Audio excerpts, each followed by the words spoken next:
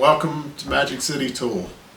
This channel here is going to be dedicated to restoring vintage machine tools, vintage vices, antique furniture sometimes, workshop equipment, and basically taking old items and bringing them back to life. Restoration. You know. My name is Philip. This is my hobby shop. It's where I go on the weekends to relax.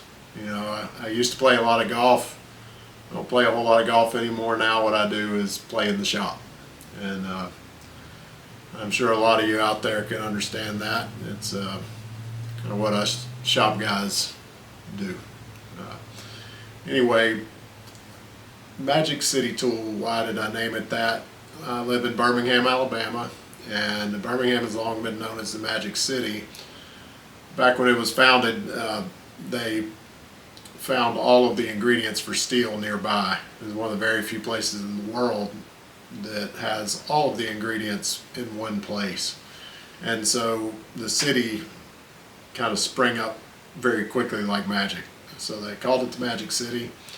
And when I decided to start a YouTube channel, which admittedly was almost 2 years ago now, that I've been filming, I wanted to represent Birmingham since that's where I've lived my whole life, and Magic City Tool just sounded right to me, so here we are. How I kind of got started with shop life, I guess, was my pawpaw long ago had a shed in the backyard, and he DIY'd everything. You know, he had a tree fall on his house, and he DIY'd the roof. He had a $50 Datsun that he drove as his mail truck, and he DIY fixed that thing every weekend, as you can imagine, for a $50 car. And so I loved going out there with him. He would get up at 5 in the morning and be out there wrenching on that old crappy Datsun, and I would love going out there and helping him, handing him tools, and looking through his shed, which wasn't very big, you know, it was 12 by 16 maybe. But to me it was like a wonderland, sort of. So that's kind of where I got started with liking the shop and tinkering with things. As I grew up, I watched a lot of Norm Abram, this old house, and especially on the new Yankee Workshop. But I never really did much woodworking until I, in my 20s, discovered Mark Spagnuolo, the Wood Whisperer, and I really got inspired to try. And that sort of started a journey of me acquiring the tools and the machines you need to do woodworking. And after a few years of, you know, struggling, I became fairly good at it. And then I discovered hand tool woodworking, and that is really where I went deep, into a deep dive. Rob Cosman was kind of my,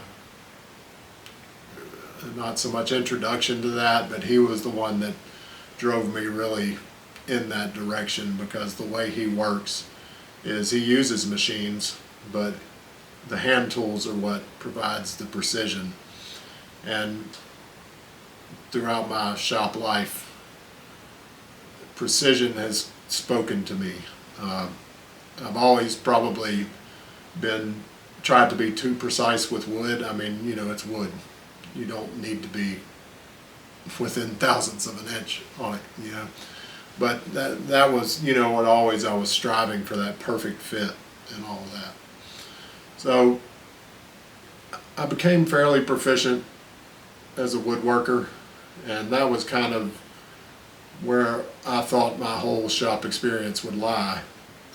But while I was doing all that, my mother would go buy a piece of antique furniture and bring it home and say, hey, can you fix this? You know, it's got a broken leg, or one of the pieces of trim fell off, or whatever, it needs to be refinished. Can you fix that? And I really started to realize that restoration of things, old things that are of super high quality, you know, like they used to make, really, I got great enjoyment about bringing those things back to life. And I enjoyed it so much that I ended up making a business out of it and spent about 5 years doing that until I could no longer be on my family's insurance and had to get a real job, essentially. I did fairly well for the time period.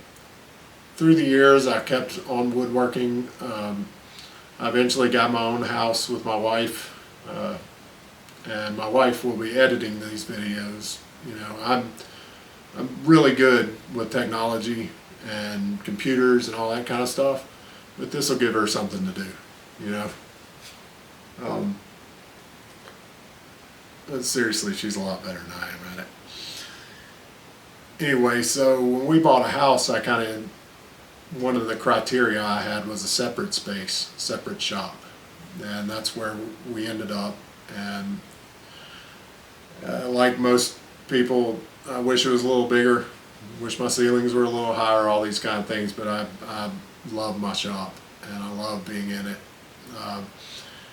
And so about 5 years ago, I became enamored with machining.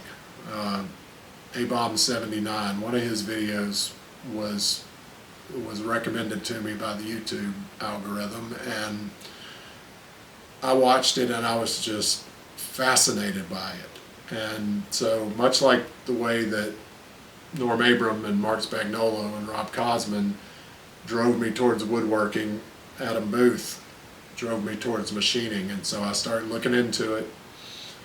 And I said, well, I've got the space, let's get some machine tools. So I started looking for machine tools. And, you know, somewhat appropriately, because Adam Booth was the one that kind of brought me into machining, the very first machine tool I bought was a G&E shaper. Now it's the baby brother of his G&E shaper, but it is a G&E shaper with power down feed, and I love it. Then that same auction, I got a surface grinder. I got really lucky on it. Nobody was bidding on these surface grinders, and they had, you know, 20 or 30 of them in this sale, and it seemed like nobody was bidding on them. And so I just put a $100 bid on it and said, let's just find out what happens. I won it for $85. It's just like a miracle almost. But that's when I kind of found out that buying the machines is sort of the easy part. Getting them in the shop, getting them to you in the first place, and then getting them in the shop is really the big deal when it comes to buying these machines. So I had the shaper and the surface grinder in the shop. I was actually sitting on the beach on my yearly vacation, and the machine that I wanted more than any other since I discovered it came up on Marketplace, and it's the Kearney and Trecker Model 2D rotary head mill. And I'm buying it. I bought it sight unseen. After talking to the guy told me that it was a U.S. Navy machine, that it had a spindle hour counter on it, and that it only had 3,000 hours on the spindle. So I said, I'm going to get it, and I did. I'm glad I did, because it is in very, very good shape, and it's a dream machine. There it was for me. So that's one that will never leave the shop. So when I got that 2D, I knew about the tooling situation with the 2D. Those of you that don't know, the K&T 2D uses a proprietary collet system. It's a K&T 20 taper, K&T 30 taper. And those collets and accessories really for the 2D are difficult to find at best. So if you get a machine and they don't come with those, you're kind of up the creek. And mine didn't come with any of those. So about the same time that I got my 2D, Keith Rucker over at vintagemachinery.org put out a video that he had gotten a 2D, and he had a similar situation, no tooling. or very little tooling. And so he put out a call to his viewers, hey guys, if you've got anything for this machine, please get in touch with me, send it to me, whatever. And his viewers came through in spades. They sent him tons of stuff. So after seeing that video, I was like, well, I'm going to send him an email and see if I can work something out with him. But thankfully, Keith didn't ignore my email. He responded. He said, actually, yeah, I've got a lot of extra tooling. And, you know, if you've got something to trade or if you want to buy some of it, let me know. You're welcome to come down to the shop and look at what I have and see if it will work for you. And I said, I'll absolutely take you up on that. So one weekend I drove down to Tifton. It was about a 5-hour drive for me, but to me, worth it. I drove down there, and thanks to Keith and some stuff that I had that I could trade, I was able to get a full set of collets, a universal head, and some various and sundry parts for the 2D, which I'll always be grateful to Keith for that, because that was it turned my 2D from a paperweight into something useful. And since then, I've been able to find a few more pieces of tooling here and there. One day I'd like to learn to make some. So while I was at Keith's, he had mentioned that he wanted to do a scraping class. Like, he wanted to have students in. He had taken the Richard King scraping course 6 or 7 times, and he wanted to have students in to teach hand scraping to. And I had had a passing interest in scraping. I'd seen it on the videos. I'd seen Keith and Adam and everybody taking those classes. Never could make it work out where I could go to one of Richard's classes. But I actually had sent Richard an email and said, hey, what would you suggest as far as learning how to scrape? He said, well, show me what you're scraping and what you're using. And that turned into Richard basically spending a couple of months teaching me over email, over the phone, and over FaceTime how to scrape. And he got me to where I was almost competent. And thank him for that, because look, I irritated the guy. I was dead awful at it. It was a struggle for me, but I eventually got to where I could scrape something flat pretty well. And around that time where I started to get good, I actually found a biax power scraper. And I said, well, I'm going to buy that, and learned how to use that. And right when I really felt like I got sort of a handle on it, Keith sent me an email and said, hey, I'm going to do that scraping class on Labor Day of 2025 that weekend. It'll be a 3-day class. And I said, hey, sign me up, I'm in. So went down to Keith's, took that 3-day class, and guys, if you have any interest in scraping, he's still holding those classes. Go down there and do it. The guys that I met there are some of my best friends to this day, and will remain my friends for, you know, as long as they'll have me. And Keith is among them. And just having somebody that really knows what they're doing over your shoulder, and hey, you need to scrape here, that's going the wrong direction, whatever, it really helps. So if you've got an interest in that, go take it from Keith. He's a great guy, good friend. And if you're not watching him on YouTube, you should be. VintageMachinery.org. So that kind of brings me up to where I am today. I have all these machines. I have learned to scrape. I learned about machine rebuilding.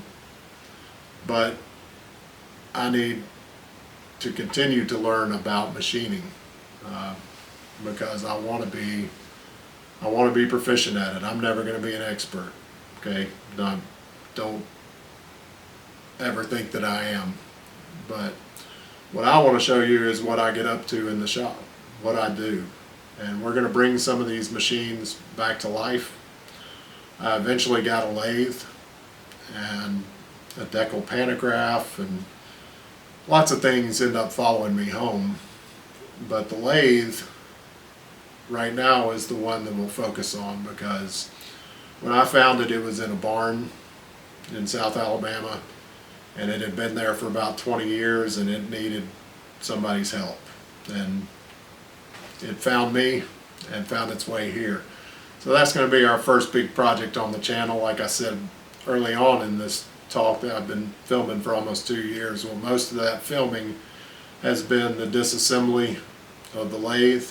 It is a Hindi tool and gauge maker lathe, and that's going to be the first major project. It'll be a multi-part series that's still going on right now. So we're going to catch you guys up to that. That's kind of me in a nutshell, what I do around here. So I want to take you around the shop and show you, the machines, and I want to show you the lay of the land, so to speak. So you'll at least have some idea where I am and what I'm working with. All right, guys, let's do it. So here we are, kind of in the front corner of the shop. I've got you a bit of a bird's eye view. This side of the shop is my machine metalworking side, and then that side's going to be the woodworking side. So right here closest to the door is the Brown & Sharp 618 Micromaster. It's my surface grinder.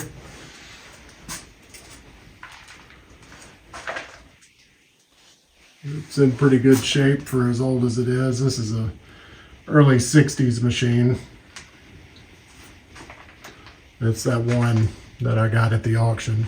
And then we have a garage door on this side and another one on the other side. Right here by the garage door is the G&E shaper. This is a 16-inch tool room version. It's just a plain table, but it does have power down feed. That was one of the things I was very interested in as far as when I was looking for a shaper. I'd seen Adam use his and thought it was really cool. There it is, 16-inch tool room. These G&E machines are beautiful. If you're ever in the market for a shaper, the fit and finish of them is just awesome. This machine was built in 1956. And it came out of a 4th generation machine shop that unfortunately was closing down up in Pennsylvania. And I got it, as well as the Brown & Sharp, from that auction. All right, moving on. The machine side is the mill, which is the Kearney and Trecker Model 2D rotary head mill. There you see its speeds. Goes up to 4,000 RPM.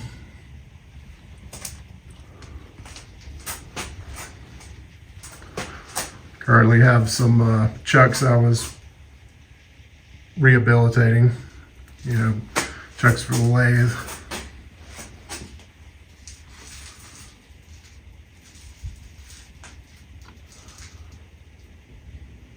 For those of you that are not super familiar with this machine, you can offset the spindle. There's a scale right here, and you can offset the spindle up to 4 inches. And when you do, that's up to a 4-inch radius, and so you can then turn this handle and the spindle will spin around in a circle. You can do semicircles, arcs, and full 360. You got degree marks up there on the head to help you keep track. This was a Navy machine. It was built in 1969. It had a bit of a problem with the power feed, and they just mothballed it, which is why it only has 3,000 hours on the spindle. Thankfully, the power feed is not too bad of a job to get it fixed. So that'll be upcoming. We're going to work on that.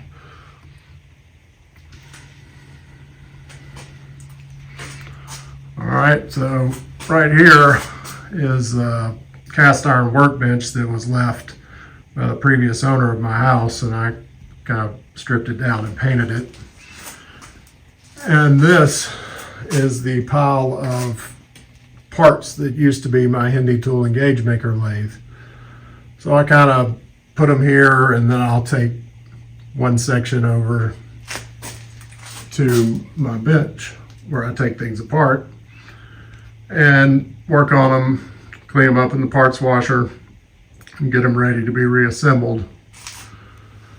And here is the base of that lathe, currently storing various and sundry cleaning items. Right here beside the lathe is the decal pantograph. This is a model GK2. It's got the counterweight, the extra T-slot table, and currently has the lettering table on it right now. It's a cool machine. A lot of fun to play with. So like I said, over here really is kind of where I take apart anything greasy or just kind of stand and work on stuff. And then over here is going to be my sit down workbench. If I'm doing something, you know, I just kind of want to sit down and relax and tinker with it. This will be the spot.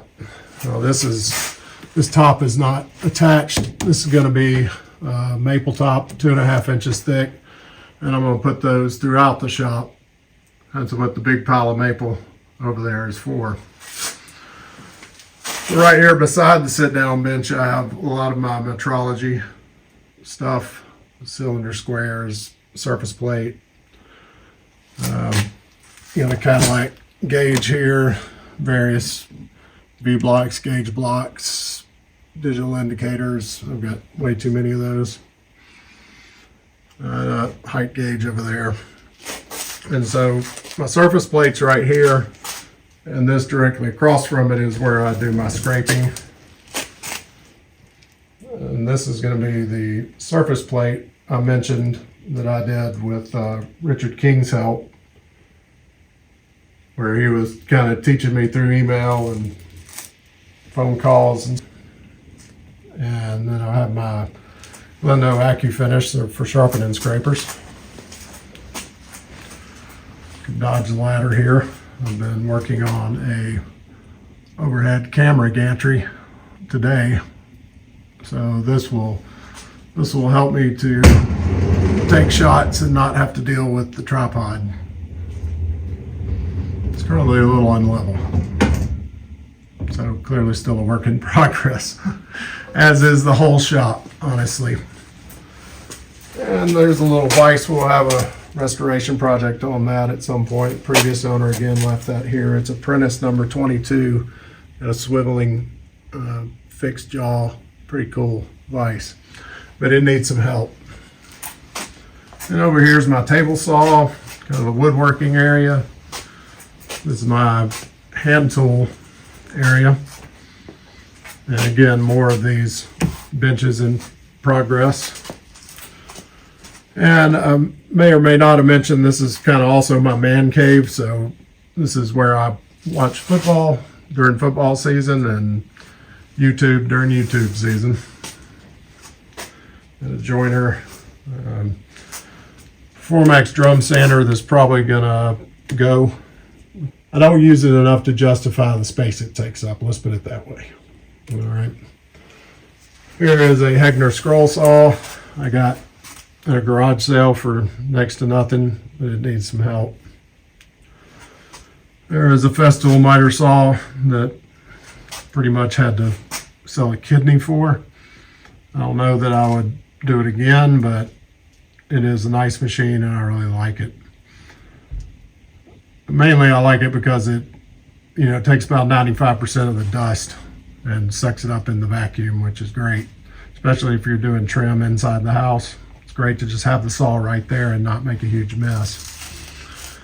And this is kind of my woodworking bench, which is usually right in that space when it's not holding up the bed of a 3,200 pound tool room lathe, which it currently is.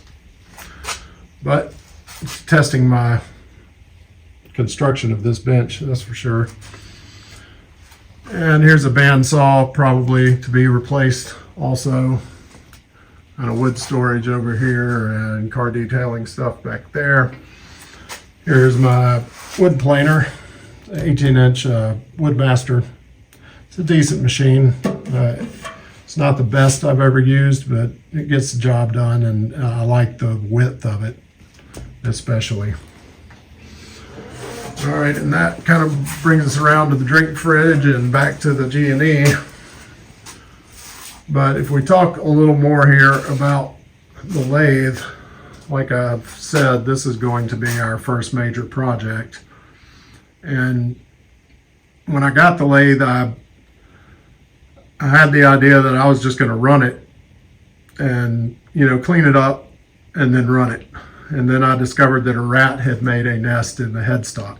So, which makes sense because it was in a barn for like 20 years. So I made the decision to just take it all apart, replace any bearings that needed replacing.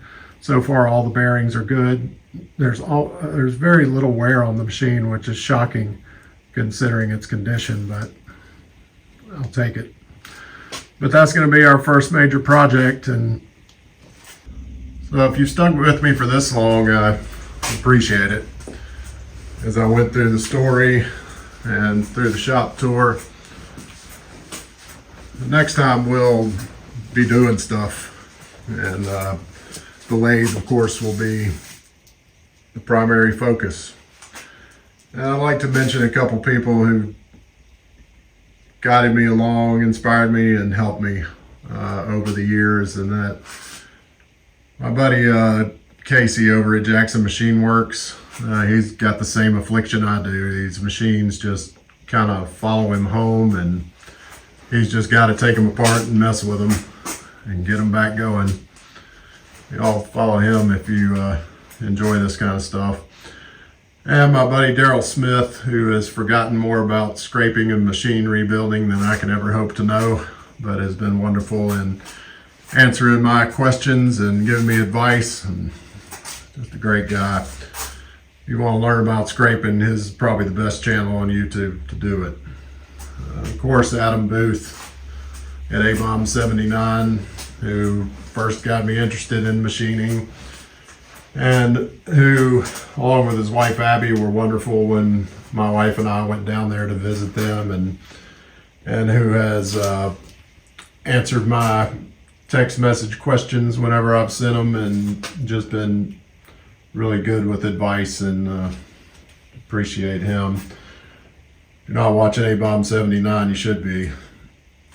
And especially, of course, Keith Rucker at vintagemachinery.org, who helped me get the tooling for my 2D, who put up with me hanging out in his shop and learning about scraping and helped me get better at that, and who's been a good friend. Also, he's not on YouTube, but Marcus Christensen down in Australia, who I'm friends with on Facebook, has been wonderful and a good friend, helping me learn about machine rebuilding and giving me advice along those lines. And a shout out to the Vintage Machinery Scraping Chat. Guys, I hope you've enjoyed looking around, and we'll hope to see you next time as we start getting into the lathe and try to get it back to actually looking like a lathe. All right. Well, if you want to see that, hit that subscribe button, and enjoyed taking you around, and I appreciate you watching. See you next time. These two are Duke and Daisy. They like to guard the yard. Currently they're guarding us against our neighbor. You'll probably see them in some videos.